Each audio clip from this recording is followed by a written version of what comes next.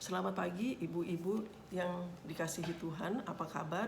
Senang sekali bisa berjumpa dengan ibu-ibu meskipun secara online ya. Saya harap ibu-ibu dalam keadaan sehat selalu, dalam keadaan bahagia ya, dalam keadaan tetap semangat ya meskipun banyak di rumah ya.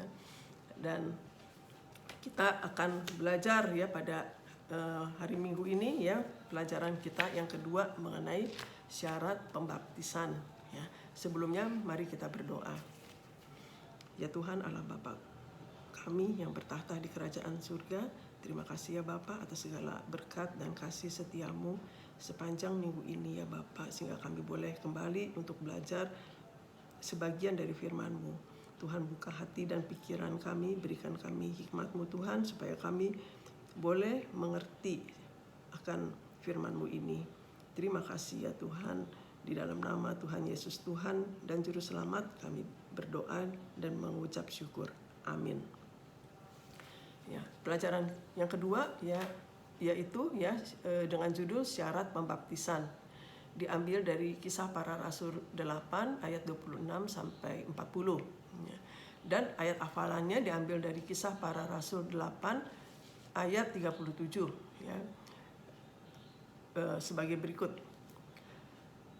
Sahut Filipus, "Jika Tuhan percaya dengan segenap hati boleh." Jawabnya, "Aku percaya bahwa Yesus Kristus adalah anak Allah." Natsnya kita diambil dari Kisah Para Rasul 8 ayat 26 sampai 40. Saya bacakan buat ibu-ibu. Sida-sida dari tanah Ethiopia. Kemudian berkatalah seorang malaikat Tuhan kepada Filipus, katanya, "Bangunlah dan berangkatlah ke sebelah selatan menurut jalan yang turun dari Yerusalem ke Gaza. Jalan itu jalan yang sunyi." Lalu berangkatlah Filipus, adalah seorang Ethiopia, seorang sida-sida pembesar dan kepala perbendaharaan Sri Kandake, Ratu Negeri Ethiopia, yang pergi ke Yerusalem untuk beribadah. Sekarang orang itu sedang dalam perjalanan pulang dan duduk dalam keretanya sambil membaca kitab Nabi Yesaya. Lalu kata Roh kepada Filipus, "Pergilah ke situ dan dekatilah kereta itu." Filipus segera ke situ dan mendengar sida-sida itu sedang membaca kitab Nabi Yesaya. Kata Filipus, "Mengertikah Tuhan apa yang Tuhan baca itu?" Jawabnya, "Bagaimanakah aku dapat mengerti kalau tidak ada yang membimbing aku?" Lalu ia meminta Filipus naik dan duduk di sampingnya. Nas yang dibacanya itu berbunyi seperti berikut. "Seperti seekor domba ia dibawa ke pembantaian, dan seperti anak domba yang keluh di depan orang yang menggunting bulunya, demikianlah ia tidak membuka mulutnya. Dalam kehinaannya berlangsunglah hukumannya. Siapakah yang akan menceritakan asal-usulnya? Sebab nyawanya diambil dari bumi." Maka kata sida-sida itu kepada Filipus, "Aku bertanya kepadamu, tentang siapakah Nabi berkata demikian? Tentang dirinya sendiri atau tentang orang lain?" Maka mulailah Filipus berbicara, dan bertolak dari nas itu ia memberitakan Injil Yesus kepadanya. Mereka melanjutkan perjalanan mereka dan tiba di suatu tempat yang ada air. Lalu kata sida-sida itu, "Lihat, di situ ada air. Apakah halangannya jika aku dibaptis?" Sahut Filipus, "Jika Tuhan percaya dengan segenap hati, boleh." Jawabnya, "Aku percaya bahwa Yesus Kristus adalah anak Allah." Lalu orang Ethiopia itu menyuruh menghentikan kereta itu, dan keduanya turun ke dalam air, baik Filipus maupun sida-sida itu, dan Filipus membaptis dia. Dan setelah mereka keluar dari air, Roh Tuhan tiba-tiba melarikan Filipus, dan sida-sida itu tidak melihatnya lagi. Ia meneruskan perjalanannya dengan sukacita. Tetapi Filipus ternyata ada di Asdod. Ia berjalan melalui daerah itu dan memberitakan Injil di semua kota sampai ia tiba di Kaisaria. Nah, itu ya bacaan dari pelajaran kita ya mengenai syarat pembaptisan. Nah, tadi dalam nas yang kita baca ya, di sini ya kita lihat ya, ada seorang sida-sida dari Ethiopia pergi ke Yerusalem untuk beribadah ya. Nah, jadi kita lihat di sini ya, ada seorang sida-sida ya. Sida-sida ya. Sida-sida itu ya, itu adalah ya seorang pengikut agama Yahudi ya. Walaupun dia sendiri bukan seorang Yahudi ya. Umumnya tugas sida-sida membuat seseorang harus dikebiri ya, untuk bisa menjalankan tugasnya di istana Ratu Ethiopia ya. Nah, tapi karena keadaannya seperti inilah ya, yang dikebiri ya, dia dilarang masuk ke bait Allah ya, berdasarkan perintah Tuhan dalam Ulangan 23 ya, ayat 1 ya, ibu-ibu bisa baca di situ ya. Tetapi walaupun dia tidak mungkin masuk bait suci, dia tetap ya punya kerinduan untuk datang ke bait suci ya, dan sujud kepada Tuhan ya. Ya, dia jadi seorang sida-sida ini seseorang yang dengan semangat beribadah yang besar ya. Dan ini diperhatikan sama Tuhan ya. Dia berjalan begitu jauh ya dari tanah Ethiopia ya. Ibu tahu Ethiopia itu di mana ya? Itu Ethiopia itu adalah di Afrika ya, di Afrika agak di bawah ya. Nah, di daerah situ, jadi bisa dibayangkan ya, jalannya itu jauh banget ya. Waktu zaman dahulu kan nggak ada kapal terbang ya, jadi jalannya jauh banget ya.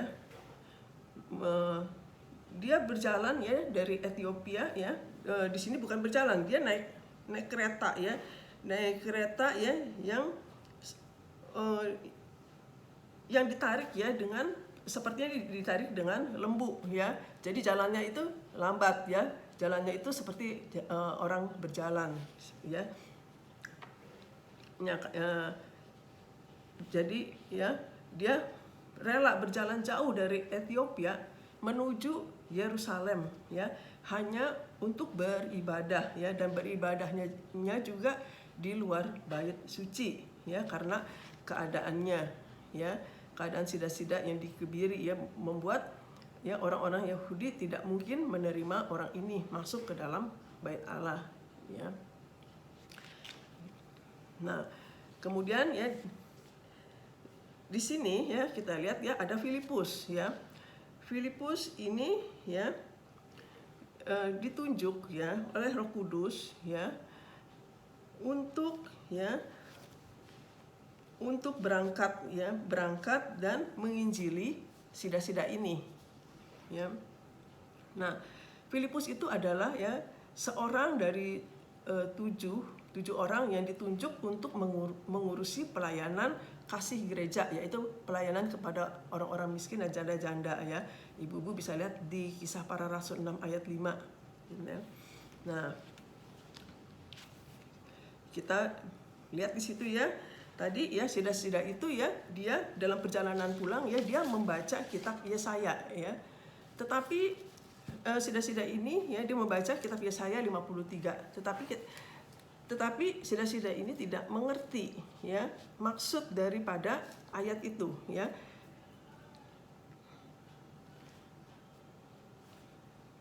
Dia tidak mengerti maksud daripada ayat itu ya. Dan kemudian ya Filipus ya, yang diutus ya kepada orang sida-sida ini ya, diutus oleh Roh Kudus ya, dia mendengar bahwa orang sida-sida itu membacakan kitab Nabi Yesaya ya. Dia membaca kitab Nabi Yesaya ya. Ibu-ibu tahu ya, Filipus itu adalah seorang penginjil besar ya. Dia menginjili dia menginjili orang Samaria ya, orang-orang Samaria ya, sehingga orang-orang semua hampir satu kota ya, satu daerah Samaria itu bertobat ya oleh pemberitaan Injil Filipus. Sekarang Filipus itu ya disuruh sama Roh Kudus ya untuk memberitakan Injil kepada orang Ethiopia ya, di suatu tempat yang terpencil ya, kepada satu orang ini aja ya.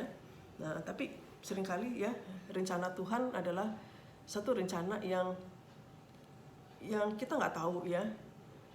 Sepertinya kok seperti ini ya. Dia penginjil besar Filipus ya. Dia memberitakan Injil kepada banyak orang, tetapi kemudian Tuhan meminta dia untuk menginjili orang Sida-Sida ini, satu orang di daerah yang terpencil ya. Tetapi kita bisa mengerti ya kemudian ya bahwa melalui penginjilan Filipus ini ya tanah Ethiopia ya menjadi daerah Kristen. Ini adalah berkat penginjilan Filipus ya. Nah, jadi ya kita lihat di sini ya. Dalam ayat ya 30 dan 31 ya, Filipus bertanya kepada Sida-Sida, dan Sida-Sida itu menjawab dengan jujur bahwa dia belum mengerti karena tidak ada yang membimbingnya ya. Dan kemudian Filipus tanya ya, dia membaca apa, dan membaca kitab Yesaya ya. Dia nggak ngerti ya apa maksudnya ya, siapa sih ini orang ini gitu ya. Seperti seekor domba dibawa ke pembantaian ya, seperti anak domba yang keluh di depan orang yang menggunting bulunya, demikianlah ia tidak membuka mulutnya ya. Dalam kehinaannya berlangsunglah hukumannya. Siapakah yang akan menceritakan asal usulnya, sebab nyawanya diambil dari bumi ya. Nah, dia nggak ngerti ya siapa ya orang, apa maksud ya dari ayat ini ya. Dan kemudian Filipus menjelaskan ayat ini ya. Kita lihat ya di sini orang Sida-Sida ini ya mempunyai kitab suci ya sendiri, kitab suci sendiri. Hal ini menunjukkan bahwa dia seorang yang berpunya, seorang yang kaya ya, karena tidak banyak orang yang bisa membeli kitab suci ya, karena harganya mahal ya. Tetapi dia pun memiliki kitab suci sendiri, dia tidak mampu ya untuk mengerti ya, tidak mendapatkan anugerah ya untuk boleh berada di dalam bait suci. Tetapi kerinduan akan Tuhan yang demikian besar sehingga dalam perjalanan pulang dia membaca dengan bersuara keras ya kitab Nabi Yesaya, sehingga Filipus bisa mendengarnya. Kemudian ya Filipus ya menyampaikan firman Allah yang semuanya berpusat kepada Yesus Kristus. Jadi ya, apa yang telah dinubuatkan di dalam kitab Nabi Yesaya, di dalam Yesaya 53 itu dinubuatkan ratusan tahun yang lalu ya, sebelum Kristus lahir ya, sebelum Kristus datang sebagai manusia ya, itu telah dinubuatkan ratusan tahun yang lalu ya. Tuhan Yesuslah domba keluh yang dibawa ke tempat pembantaian. Jadi Filipus menjelaskan mengenai keilahian dan kemanusiaan dari Kristus. Dan kutipan dari Yesaya 53 ayat 7 sampai 8 yang tadi dibaca itu ya, yang di sini tersantum di ayat 32 dan 33, itu adalah menjelaskan kehidupan, penderitaan, penyalipan, kematian ya daripada Kristus ya. Dan Filipus menjelaskan ya sampai kebangkitan Yesus lengkap dengan kenaikan dan rencana kedatangannya kembali ya. Jadi dalam pasal 36 ya di sini menunjukkan bahwa Filipus memberitakan Injil itu dengan tuntas ya. Jadi Filipus tidak hanya mengabarkan tentang penderitaan, kematian, dan kebangkitan Kristus, tetapi juga memberitakan seruan pertobatan dan baptisan sebagai tanda pertobatan kepada Sida-Sida itu. Ya, jadi Filipus memberitakan semuanya ini meski tidak tercatat di dalam Kisah Para Rasul itu. Dan Sida-Sida itu mendengarkan semua pemberitaan Filipus ya, dan dia mempercayai Injil tersebut di dalam hatinya. Ya. sampai ya akhirnya mereka ke tempat yang ada airnya ya. Kemudian barulah sida-sida itu menyatakan imannya ya, dia meminta dirinya dibaptis ya. Nah, jadi telah banyak sekali sida-sida itu mengalami halangan ya dari orang-orang Yahudi ya, untuk supaya dapat dia menjalankan agamanya dengan sungguh-sungguh ya. Karena keadaannya dia sebagai seorang yang dikebiri ya, dia dihalangi untuk bisa masuk bait suci, dihalangi untuk bisa mendengar pembacaan kitab suci ya. Karena untuk mendengarkan pembacaan kitab suci itu harus masuk ke dalam bait suci ya, dan dia sebagai dalam keadaannya sebagai seorang sida-sida yang dikebiri ya, dia terhalang oleh itu ya. Dia terhalang untuk menyembah Tuhan ya dalam keadaannya sebagai orang yang dikebiri ya. Nah, maka ketika dia ingin dibaptis ya, setelah mendengar kesaksian ya, penginjilan dari Filipus, dia sadar akan segala keterbatasannya sebagai orang yang dikebiri ya. Dia merasa bahwa dalam keadaan itu dia tidak layak, dan dengan rendah hati bertanya apakah orang seperti dia boleh dibaptis ya. Nah, jadi dalam ayat ke-37 ya, kita catat jawaban Filipus ya. Yang menghalangi seseorang menjadi umat Tuhan ya bukanlah keadaannya yang lama. Yang menghalangi seseorang menjadi umat Tuhan adalah tidak adanya pertobatan yang sejati ya. Jadi Filipus ya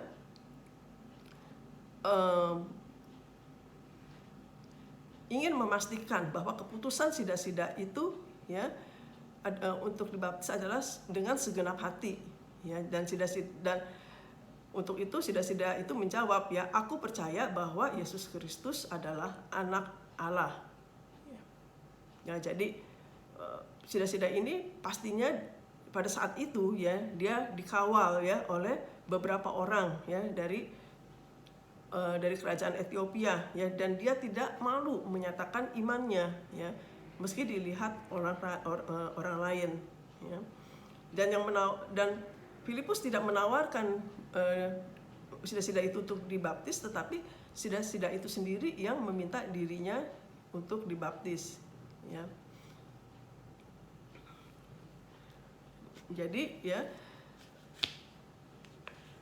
Jadi di sini kita lihat ya bahwa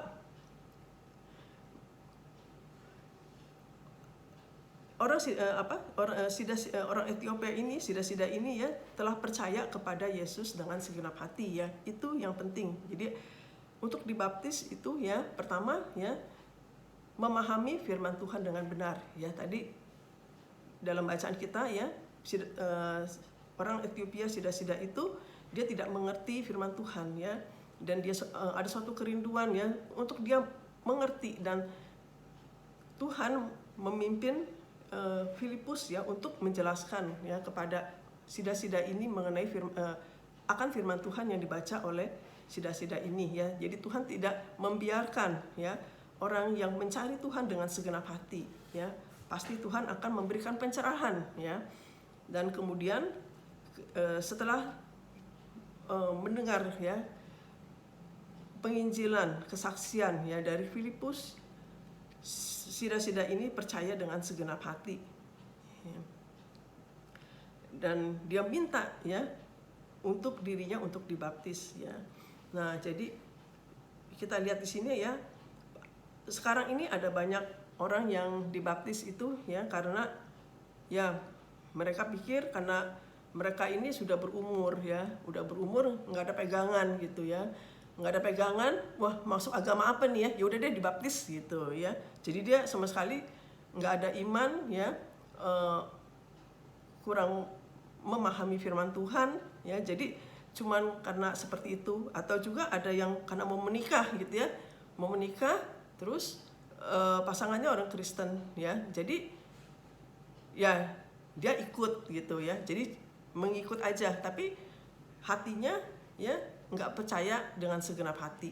Nah itu sebenarnya nggak benar ya, karena kalau yang seperti itu gampang goyang untuk di kemudian hari ya.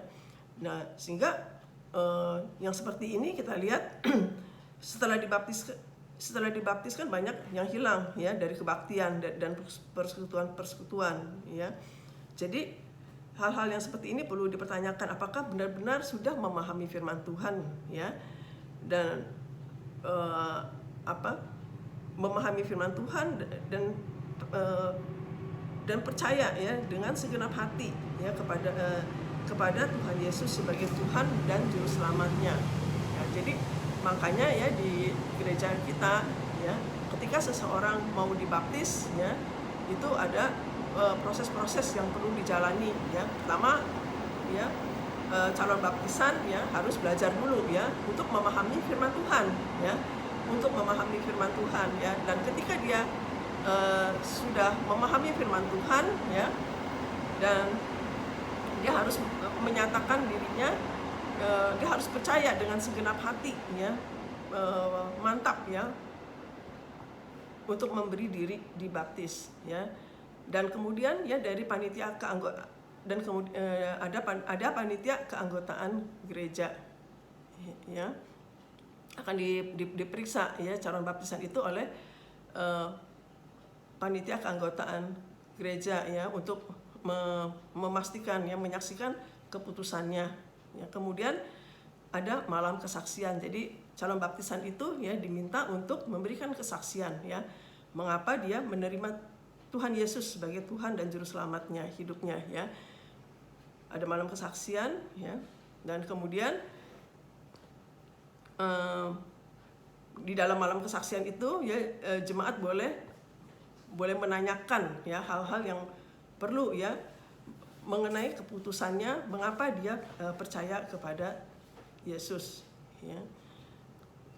Orang yang percaya dengan segenap hati artinya sudah di tangan Tuhan dan tidak ada yang dapat merebut mereka. Jadi kalau orang udah percaya ya, yakin ya, percaya sungguh-sungguh kepada Tuhan Yesus ya, orang itu tidak tergoyahkan imannya ya. Sekarang ini kita lihat ya, ada beberapa orang yang murtad ya, yang murtad. Nah, orang yang murtad seperti itu, mereka sebenarnya itu tidak memahami firman Tuhan ya. Mungkin mereka baca, tetapi mereka tidak paham firman Tuhan ya, dan mereka juga tidak percaya dengan segenap hati. Nah, jadi orang seperti itu orang-orang yang gampang sekali murtad ya, karena mereka ya nggak punya dasar ya imannya ya. Mereka nggak percaya dengan sungguh-sungguh ya. Dan kemudian ya, orang yang jika kemudian orang itu sudah percaya dengan sungguh-sungguh ya, dan di dalam diri orang itu ada buah kebaikan ya, ada buah-buah roh ya di dalam kehidupan sehari-hari ya, seperti tercantum di dalam Galatia ya. Jadi itulah ya. Jadi kesimpulannya ya, jadi syarat untuk dibaptiskan adalah memahami firman Tuhan ya dengan benar melalui pembelajaran yang baik ya, dan percaya dengan segenap hati bahwa Yesus adalah Tuhan dan Juru Selamat, serta menunjukkan buah roh yang dapat disaksikan dalam kehidupan sehari-hari ya. Jadi dia melakukan ya firman Tuhan. Jadi itu pelajaran kita ya hari ini ya, kiranya boleh menjadi berkat ya di dalam kehidupan kita ya. Jadi di dalam kehidupan kita ya, kita terkadang kita begitu ya kering hatinya kita dalam kehidupan rohani ya. Kita udah sekian lama ya dibaptis ya, seringkali kita nggak peduli ya akan kebenaran firman Tuhan ya. Terkadang kita menganggap ibadah itu sebagai rutinitas yang menjemukkan, yang terpaksa kita lalui ya. Jadi dengan kisah ini ya membuat kita sadar ya, dan kita malu akan jika hal itu ya terjadi pada kita ya, akan keadaan rohani kita ya yang begitu miskin dan kering ya. Nah, mari kita kembali ya bertobat ya, mari kita mencari Tuhan dengan haus ya. Mari kita beribadah kepada Dia dengan sukacita ya, dan dengan hati yang penuh dengan sorak-sorai. Nah, kiranya itu menjadi berkat buat kita. Ya. Mari kita tutup ya, dan kita berdoa. Terima kasih ya Tuhan untuk pelajaran pada hari ini. Kiranya apa yang kami pelajari pada hari ini ya Bapak boleh menjadi berkat di dalam kehidupan kami. Boleh kami selalu haus, selalu rindu ya Tuhan. Dan boleh kami selalu bersukacita untuk setiap firman yang kami terima. Dan kami juga berdoa ya Bapak untuk kami semua di sini ya Tuhan. Tuhan lindungi kami dari segala hal-hal yang jahat. Tuhan berkati kehidupan kami ya Bapak. Kami berdoa supaya wabah COVID-19 ini cepat berlalu ya Bapak, sehingga kami boleh bertemu secara fisik ya Bapak. Terima kasih ya Tuhan. Di dalam nama Tuhan Yesus, Tuhan dan Juru Selamat, kami berdoa dan mengucap syukur. Amin.